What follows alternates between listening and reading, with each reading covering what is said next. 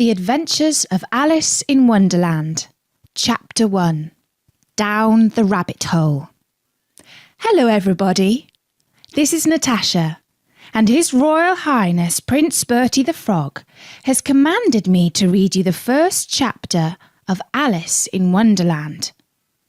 It's rather a long story, so I'm going to read it one chapter at a time. Bertie says that if I read one chapter a month, by the time I finish, everyone will be a year older. Tim the Tadpole is also giving me some advice. He says I should start with chapter 1. And that's not a bad idea, Tim, so I will. Alice was beginning to get very tired of sitting by her sister on the bank and of having nothing to do. Once or twice she had peeped into the book her sister was reading, but it had no pictures or conversations in it. What is the use of a book, thought Alice, without pictures or conversation? So she was considering in her own mind, as well as she could, for the hot day made her feel very sleepy and stupid, whether the pleasure of making a daisy chain would be worth the trouble of getting up and picking the daisies, when suddenly a white rabbit with pink eyes ran close by her. There was nothing so very remarkable in that, nor did Alice think it so very much out of the way to hear the rabbit say to itself, oh dear, I shall be late." When she thought it over afterwards, it occurred to her that she ought to have wondered at this, but at the time it all seemed quite natural. But when the rabbit actually took a watch out of its waistcoat pocket and looked at it and then hurried on, Alice started to her feet. For it flashed across her mind that she had never before seen a rabbit with a waistcoat pocket or a watch to take out of it, and burning with curiosity, she ran across the field after it, and fortunately was just in time to see it pop down a large rabbit hole under the hedge. In another moment, down went Alice after it, never once considering how in the world she was going to get out again. The rabbit hole went straight on like a tunnel for some way, and then dipped down suddenly, so suddenly that Alice had not a moment to think about stopping herself, before she found herself falling down a very deep well. Either the well was very deep, or she fell very slowly, for she had plenty of time as she went down to look about her and to wonder what was going to happen next. First, she tried to look down and make out what she was coming to, but it was too dark to see anything. Then she looked at the sides of the well and noticed that they were filled with cupboards and bookshelves. Here and there she saw maps and pictures hung upon pegs. She took down a jar from one of the shelves as she passed it. It was labelled Orange Marmalade, but to her great disappointment it was empty. She did not like to drop the jar for fear of killing somebody, so managed to put it into one of the cupboards as she fell past it. Well, thought Alice to herself, after such a fall as this, I shall think nothing of tumbling downstairs. How brave they'll all think me at home. Why, I wouldn't say anything about it, even if I fell off the top of the house, which was very likely true. Down, down, down. There was nothing else to do. So Alice soon began talking again. Dinah'll miss me very much tonight, I should think. Dinah was the cat. I hope they'll remember her saucer of milk at tea time.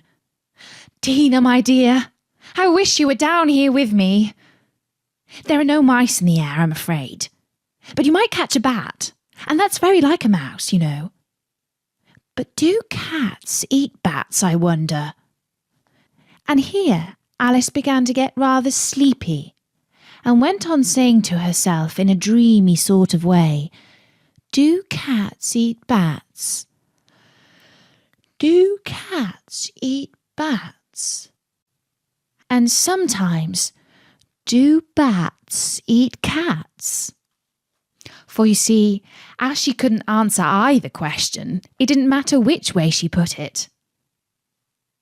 She felt that she was dozing off, and had just begun to dream that she was walking hand in hand with Dina and saying to her very earnestly, "Now, Dina, tell me the truth. Did you ever eat a bat?" When suddenly, thump, thump, down she came upon a heap of sticks and dry leaves, and the fall was over. Alice was not a bit hurt, and she jumped up onto her feet in a moment. She looked up, but it was all dark overhead. Before her was another long passage, and the White Rabbit was still in sight, hurrying down it. There was not a moment to be lost. Away went Alice like the wind, and was just in time to hear it say as it turned a corner, "Oh, my ears and whiskers! How late it's getting!" She was close behind it when she turned the corner, but the rabbit was no longer to be seen. She found herself in a long, low hall, which was lit up by a row of lamps hanging from the roof. There were doors all around the hall, but they were all locked, and when Alice had been all the way down one side and up the other, trying every door, she walked sadly down the middle, wondering how she was ever to get out again. Suddenly she came upon a little three-legged table, all made of solid glass. There was nothing on it except a tiny golden key, and Alice's first thought was that it might belong to one of the doors of the hall. But alas, either the locks were too large or the key was too small. But at any rate, it would not open any of them. However, on the second time round, she came upon a low curtain she had not noticed before, and behind it was a little door about 15 inches high. She tried the little golden key in the lock, and to her great delight, it fitted. Alice opened the door and found that it led into a small passage, not much larger than a rat hole. She knelt down and looked along the passage into the loveliest garden you ever saw. How she longed to get out of that dark hall and wander about amongst those beds of bright flowers and those cool fountains. But she could not even get her head through the doorway. And even if my head would go through, thought poor Alice, it would be of very little use without my shoulders. Oh, how I wish I could shut up like a telescope. I think I could, if I only knew how to begin. For you see, so many out-of-the-way things had happened lately that Alice had begun to think that very few things indeed were really impossible. There seemed to be no use in waiting by the little door, so she went back to the table, half hoping she might find another key on it, or at any rate a book of rules for shutting people up like telescopes. This time she found a little bottle on it, which certainly was not here before, said Alice. And round the neck of the bottle was a paper label with the words "Drink Me" beautifully printed on it in large letters. It was all very well to say "Drink me," but the wise little Alice was not going to do that in a hurry. "No, I'll look first," she said, "and see whether it's marked poison or not." For she had read several nice little histories about children who had got burnt and eaten up by wild beasts and other unpleasant things, all because they would not remember the simple rules that their friends had taught them, such as that a red-hot poker will burn you if you hold it too long, and that if you cut your finger very deeply with a knife, it usually bleeds. And she had never forgotten that if you drink much from a bottle marked poison, it is almost certain to disagree with you sooner or later. However, this bottle was not marked poison, so Alice ventured to taste it, and finding it very nice, It had in fact a sort of a mixed flavour of cherry tart, custard, pineapple, roast turkey, toffee and hot buttered toast. She very soon finished it off. "What a curious feeling," said Alice. "I must be shutting up like a telescope." And so it was indeed. She was now only 10 inches high, and her face brightened up at the thought that she was now the right size for going through the little door into that lovely garden. First, however, she waited for a few minutes to see if she was going to shrink any further. She felt a little nervous about this, for it might end, you know, said Alice to herself, in my going out altogether, like a candle. I wonder what I should be like then. And she tried to fancy what the flame of a candle is like after the candle is blown out, for she could not remember ever having seen such a thing.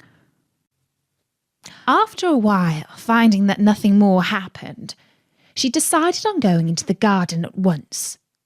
But alas for poor Alice!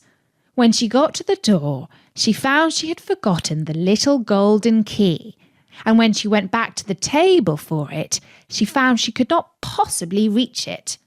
She could see it quite plainly through the glass, and she tried her best to climb up one of the legs of the table, but it was too slippery, and when she had tired herself out with trying, the poor little thing sat down and cried. "Come, there's no use in crying like that," said Alice to herself, rather sharply. "I advise you to leave off this minute." She generally gave herself very good advice, though she very seldom followed it. And sometimes she scolded herself so severely as to bring tears into her eyes. And once she remembered trying to box her own ears for having cheated herself in a game of croquet she was playing against herself. For this curious child was very fond of pretending to be two people. But it's no use now, thought poor Alice, to pretend to be two people. Why, there's hardly enough of me left to make one respectable person. Soon her eye fell on a little glass box that was lying under the table. She opened it and found in it a very small cake, on which the words "Eat me" were beautifully marked in currants. "Well, I'll eat it," said Alice, "and if it makes me grow larger, I can reach the key, and if it makes me grow smaller, I can creep under the door. So either way I'll get into the garden, and I don't care which happens." She ate a little bit, and said anxiously to herself, "Which way? Which way?" holding her hand on the top of her head to feel which way it was growing. And she was quite surprised to find that she remained the same size. To be sure, this generally happens when one eats a cake. But Alice had got so much into the way of expecting nothing but out-of-the-way things to happen that it seemed quite dull and stupid for life to go on in the common way. So she set to work, and very soon finished off the cake. And that was the first chapter of Alice in Wonderland. I'll be back with another story soon, and I'll be reading one chapter a month from Alice. Until next time, you can find lots more stories at www.storynori.com. From me, Natasha. Bye-bye! Alice's Adventures in Wonderland, Chapter 2, The Pool of Tears. Hello everybody, this is Natasha, and His Royal Highness Prince Bertie the Frog has commanded me to continue the story of Alice by Lewis Carroll.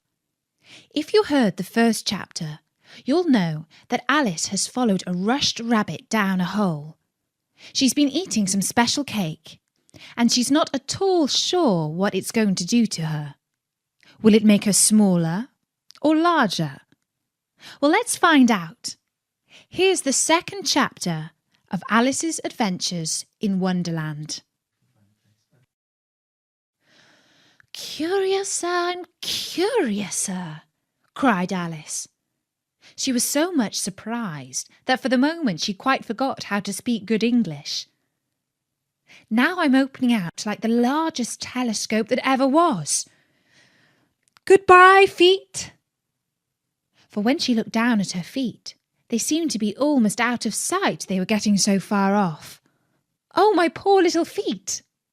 I wonder who will put on your shoes and stockings for you now, dears. I'm sure I shan't be able. I shall be a great deal too far off to trouble myself about you. You must manage the best way you can. But I must be kind to them, thought Alice.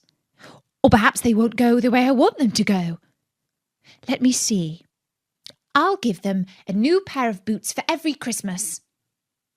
And she went on planning to herself how she would manage it. They must go by the carrier, she thought. And how funny it'll seem, sending presents to one's own feet. And how odd the directions will look. Alice's right foot, Esquire, hearthrug, near the fender, with Alice's love. Oh dear, what nonsense I'm talking. Just then, her head struck against the roof of the hall. In fact, she was now more than 9 feet high, and she at once took up the little golden key and hurried off to the garden door. Poor Alice! It was as much as she could do, lying down on one side to look through into the garden with one eye. But to get through was more hopeless than ever. She sat down and began to cry again. You ought to be ashamed of yourself, said Alice. A girl like you, she might well say this, to go on crying this way. Stop this moment, I tell you. But she went on all the same, shedding gallons of tears, until there was a large pool all around her, about 4 inches deep and reaching half down the hall. After a time, she heard a little pattering of feet in the distance, and she hastily dried her eyes to see what was coming. It was the White Rabbit returning, splendidly dressed, with a pair of white kid gloves in one hand and a large fan in the other. He came trotting along in a great hurry, muttering to himself as he came, Oh, the Duchess, the Duchess! Oh, won't she be savage if I've kept her waiting? Alice felt so desperate that she was ready to ask help of anyone. So when the rabbit came near her, she began in a low, timid voice, If you please, sir. The rabbit started violently, dropped the white kid gloves and the fan, and scurried away into the darkness as hard as he could go.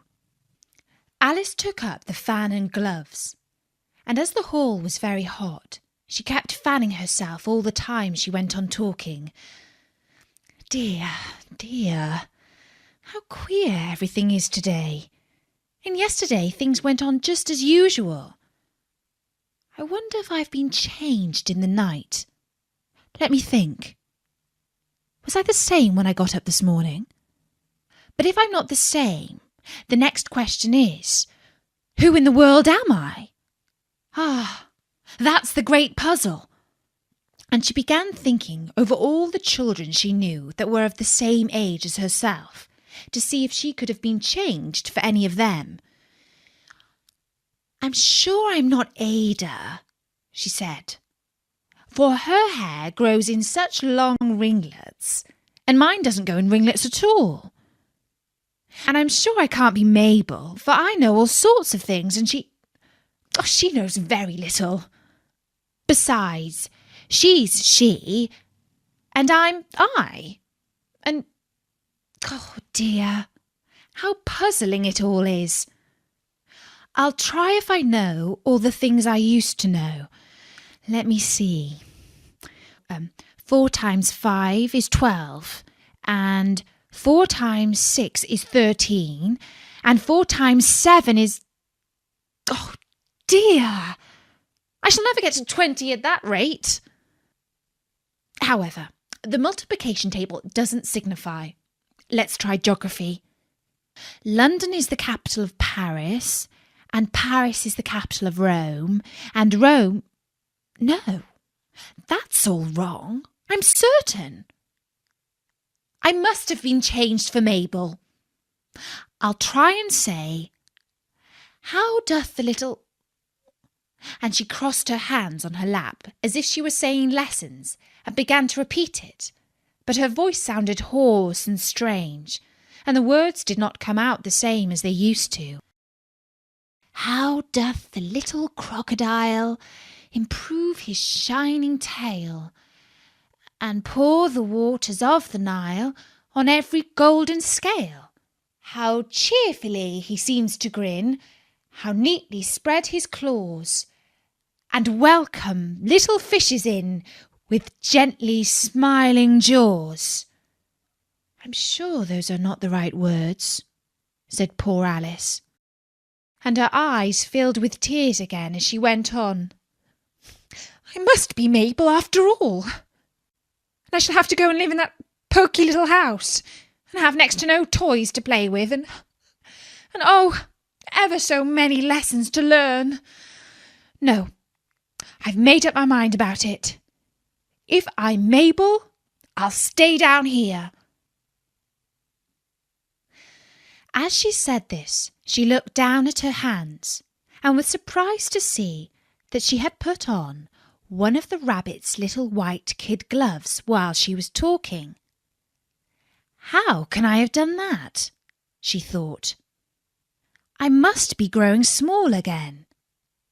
She got up and went to the table to measure herself by it, and found that, as nearly as she could guess, she was now about 2 feet high, and was going on shrinking rapidly.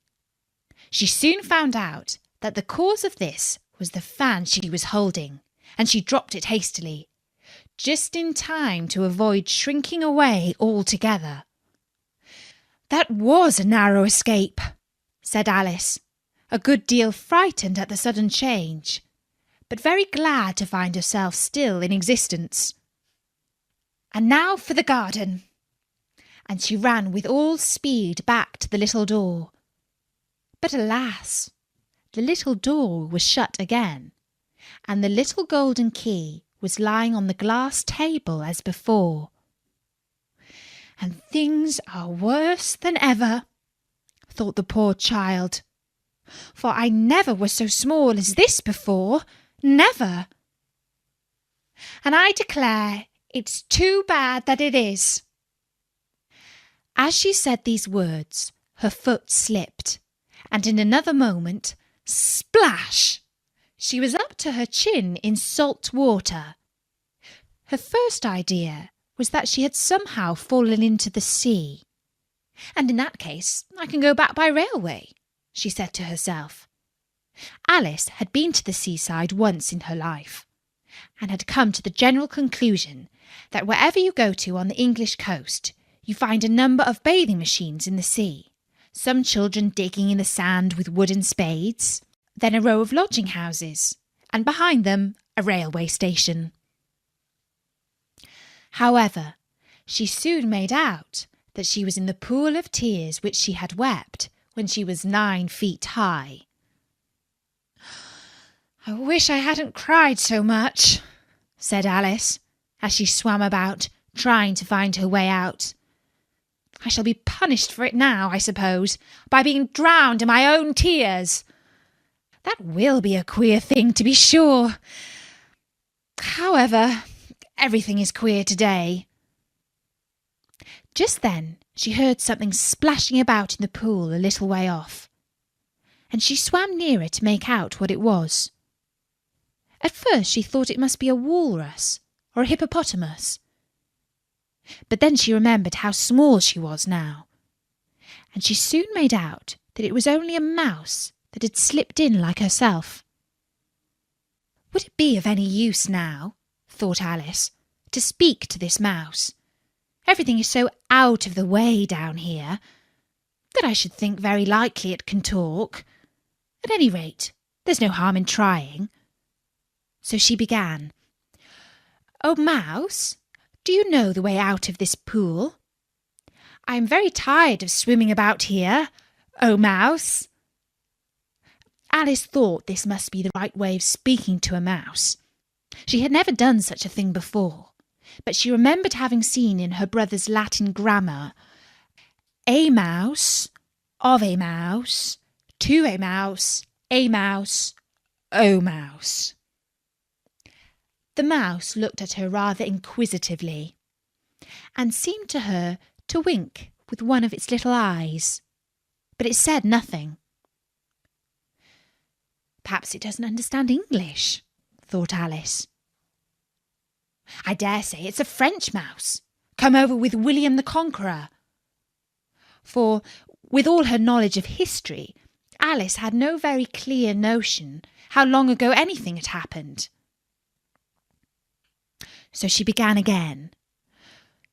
"Où est ma chatte?" which was the first sentence in her French lesson book. The mouse gave a sudden leap out of the water and seemed to quiver all over with fright. "Oh, I beg your pardon," said Alice hastily, afraid that she had hurt the poor animal's feelings. "I quite forgot you didn't like cats." "Not like cats?" said the mouse, in a shrill, passionate voice. "Would you like cats if you were me?" "Well, perhaps not," said Alice in a soothing tone. "Don't be angry about it. And yet, I wish I could show you our cat Dina. I think you'd take a fancy to cats if you could only see her. She is such a dear, quiet thing."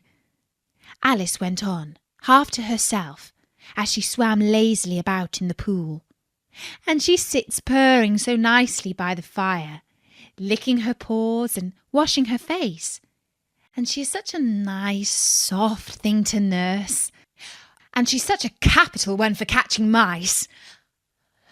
"Oh, I beg your pardon," cried Alice again, for this time the mouse was bristling all over, and she felt certain it must be really offended. "We won't talk about it any more if you'd rather not." "We, indeed," cried the mouse, who was trembling down to the end of his tail. "As if I would talk on such a subject. Our family always hated cats. Nasty, low, vulgar things. Don't let me hear that name again." "I won't indeed," said Alice, in a great hurry to change the subject of conversation. Are you fond of dogs?"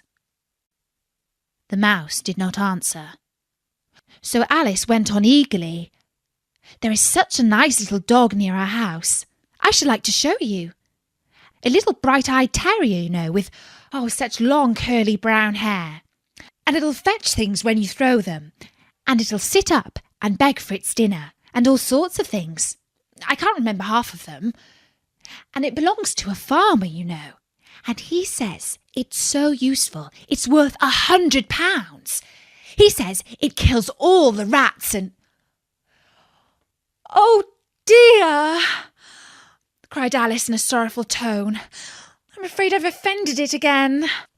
For the mouse was swimming away from her as hard as it could go, and making quite a commotion in the pool as it went. So she called softly after it, "Mouse dear, do come back again. And we won't talk about cats or dogs either, if you don't like them."